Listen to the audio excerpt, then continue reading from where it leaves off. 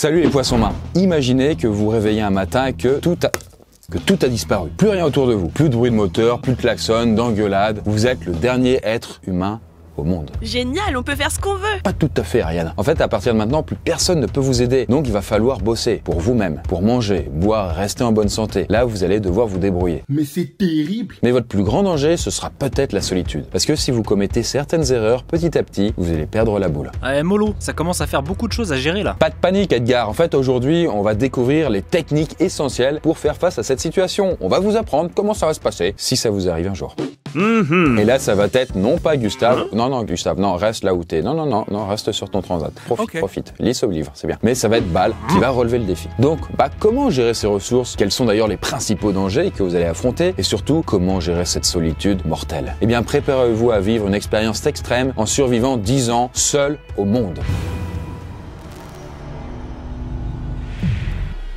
Hop là, ça y est, la Bal se réveille et il est totalement seul. Il n'y a rien à la radio, à la télé, ni même sur les réseaux sociaux. C'est le grand silence. Et là, vous allez commencer à intervenir dans la vidéo pour lui dire quoi faire. Donc, comment réagir? Est-ce qu'il doit partir explorer les alentours ou se mettre en sécurité et analyser la situation? Eh bien, comme d'hab, je vous ai posé la question sur mon Instagram, elchrisconte, et vous êtes 61% à préférer partir explorer les alentours.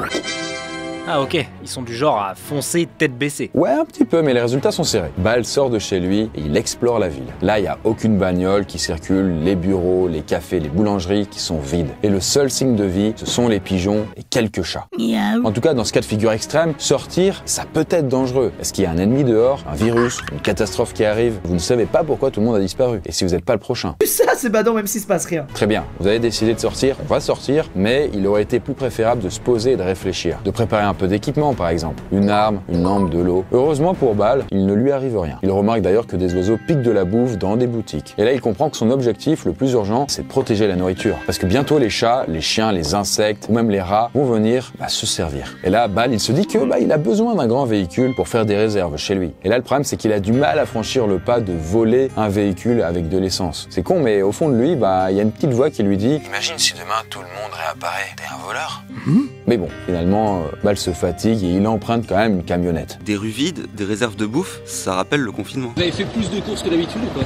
J'en sais rien, j'ai pris n'importe quoi. Ça rappelle aussi un monde post-apo. En tout cas, il y a aussi un autre point commun, c'est la solitude. Parce que beaucoup de gens se sont retrouvés seuls pendant les confinements, ce qui a provoqué beaucoup de dégâts psychologiques. Et sur le long terme, c'est le plus grand danger pour Bal. Et donc, il doit préserver sa santé mentale pour survivre. En attendant, lui, il passe le reste de la journée à rassembler plein d'aliments et de boissons. Et voilà, ça fait maintenant 10 jours que Bal est seul au monde. Un grand calme règne, ou plutôt un silence oppressant. Mais il a quand même pu faire en sorte que son logement soit rempli de stocks, de bouffe et aussi de packs d'eau. Là c'est simple, il a juste à aller se servir dans un supermarché. Parce qu'en même temps, comme plus personne ne gère les stations d'épuration, il a peur de tomber malade en buvant l'eau du robinet. Ah ouais, c'est un coup à crever bêtement ça. Ouais, effectivement. Du coup, sans hôpital ni médecin, le moindre petit problème de santé peut vite dégénérer quoi. Mais bon, voilà, Bal n'a pas le moral, mais il doit quand même décider ce qu'il doit faire. D'un côté, il sent quand même qu'il doit se forcer à organiser sa survie. Et puis de l'autre, il a quand même vraiment besoin de décompresser. Et là, en vrai, il rêve aussi de réaliser tous ses fantasmes. Vous avez choisi pour lui et 68% lui ont dit: putain, Bal, va gérer ta survie. Arrête de penser à tes fantasmes. Et effectivement, c'est peut-être la meilleure chose à faire. Mais vous allez voir que le fait de ne pas décompresser va avoir des conséquences plus tard. En attendant,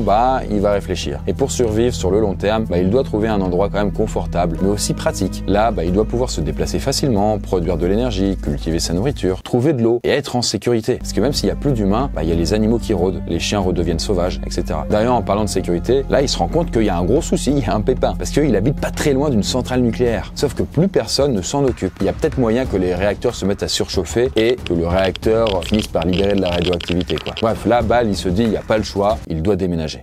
L'idéal, ce serait dans un bunker. Mais j'imagine qu'il n'y en a pas à tous les coins de rue. Alors, en France, non, il n'y en a pas trop, mais en Suisse, oui. Et d'ailleurs, ils en ont plus de 300 000. Quand même de quoi abriter plus que toute leur population. La Suisse est aussi un pays avec plein d'espaces naturels et beaucoup d'eau disponible, ce qui peut même fournir une source d'énergie durable et peu dangereuse. En Suisse, plus de 600 barrages produisent de l'électricité grâce à l'eau.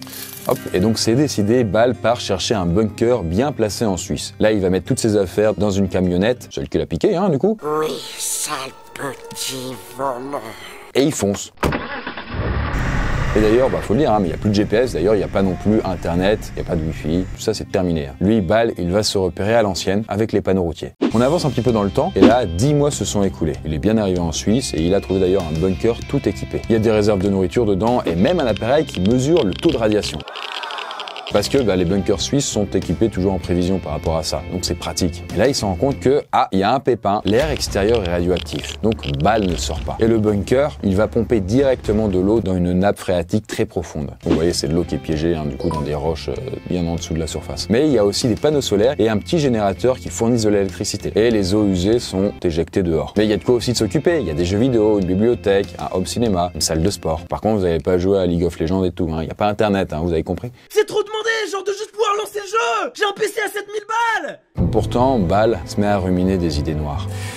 Vous vous souvenez de ce que je disais tout à l'heure? Le moment où t'as parlé des pigeons?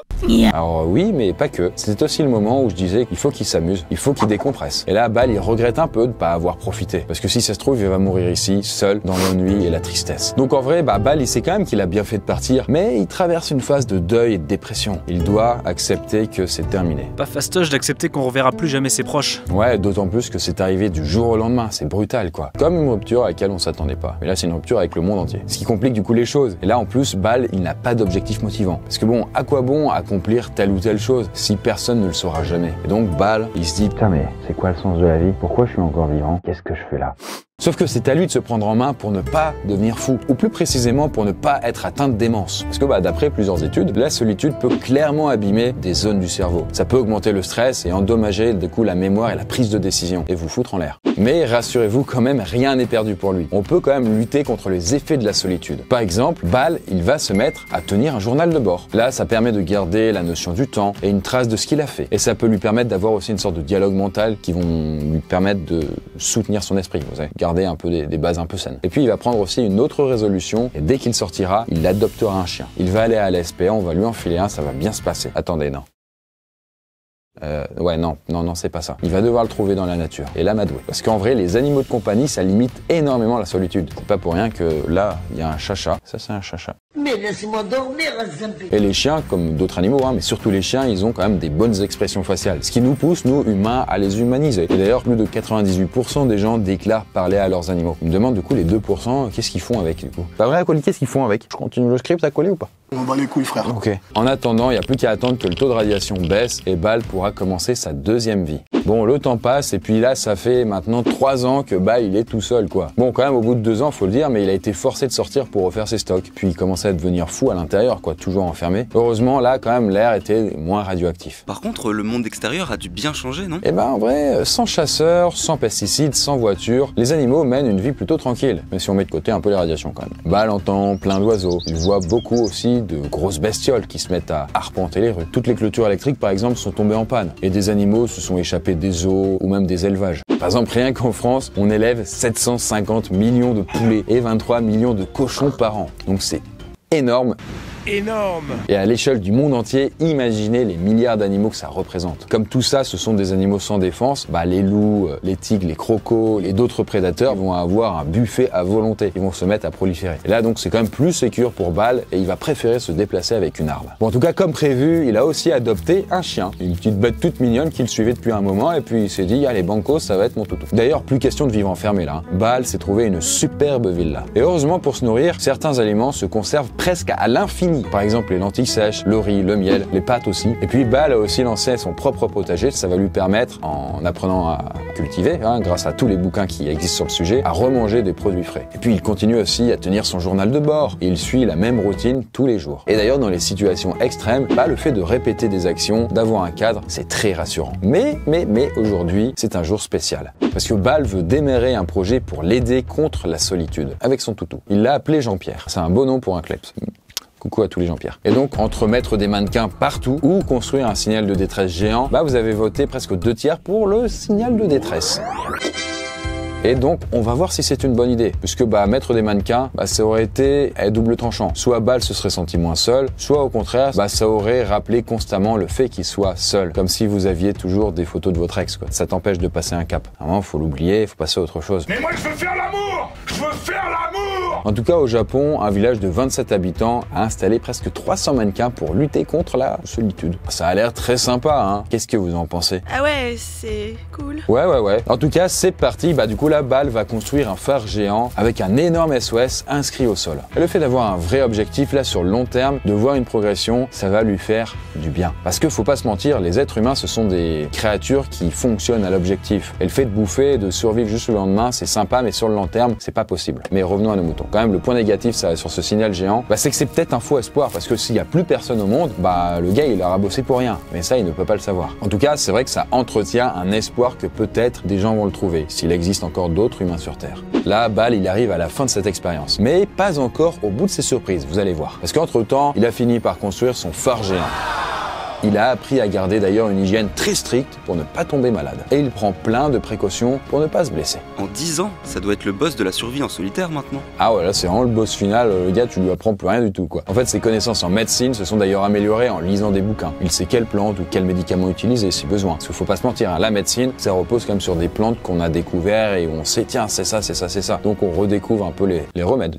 Et puis BAL continue de préserver sa santé mentale. Et ce qu'il préfère, c'est mater des films. Grâce à des panneaux solaires. Non pas sur Netflix, parce que pour des raisons que vous connaissez, c'est plus disponible. Là, il a l'électricité, il peut regarder la télé et regarder des DVD. On voit que ce soit des films, des livres, des podcasts, tout ça, ça simule une présence humaine et ça fait du bien. Bref, BAL a prouvé sa capacité à rester en vie 10 ans seul au monde. Mais depuis quelques temps, il rêve de partir voyager. Et là, il sait que c'est une mauvaise idée, parce qu'en fait, il risque de se blesser, d'avoir peut-être du mal à trouver à manger ou à boire. Sauf que plus il attend, et plus ce sera compliqué. Et là, sur mon sondage Insta, vous avez tranché avec une écrasante majorité.